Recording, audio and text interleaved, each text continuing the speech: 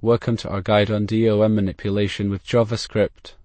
In this video, we're going to explore the basics of working with the document object model DOM in web development. The DOM is a tree-like structure that represents your HTML document, allowing you to select and modify elements dynamically. To manipulate elements on a web page, you need to select them first. In JavaScript, we can use methods like document getElementById, document query selector, or document query selector all to target specific elements.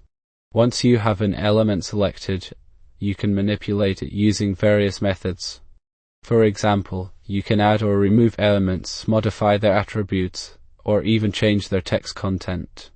Attributes are a crucial part of HTML elements, providing additional information about each element. In JavaScript, you can access and modify attributes using various methods. Events are triggered when a user interacts with your web page, such as clicking a button or submitting a form. In JavaScript, you can handle events using various methods. Let's put our knowledge into practice by creating a simple to-do list app. We'll use JavaScript to add, remove, and modify elements in the DOM. In this section, we'll cover some common mistakes and misconceptions when working with the DOM in JavaScript.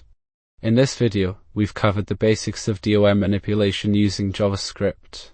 You now know how to select and manipulate elements in the DOM. Now that you've learned the basics of DOM manipulation, it's time to take your skills to the next level. Check out these resources for further learning. Thanks for watching. We hope you found this video informative and helpful. Don't forget to check out our next video for more web development tutorials.